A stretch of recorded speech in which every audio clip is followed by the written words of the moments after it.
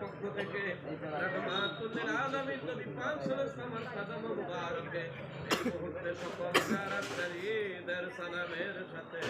আমাদের সালাম গুলে দুরূদ গুলে রওনা পাকে কবুল করে দেন। জান্নাতুল বাকি জান্নাতুল মুআল্লা আশরায়ে মুবাশশিরিন আল্লাহ আলা সুফার সাহাবায়ে কেরাম আল্লাহ যে সকল সাহাবারা তিনটার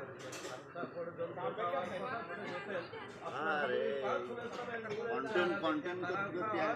বলে বলে নবীজির সাবাদার বাণীগুলি কাগজে লিখে রাখলেন।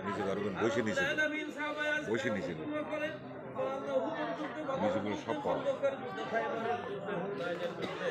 সাহাবায়ে কেরাম আজমাইন যারা শহীদ হয়ে গেলেন আল্লাহ বগদাদ শরীফে গাউসে বগদাদ বড় পীর আব্দুল কাদের জিলানী আল গিলানী রাহমাতুল্লাহি আলাইহি হুজুরের নুরানি পাক রওজাতে বগদাদ শরীফে কবুল করে নেন।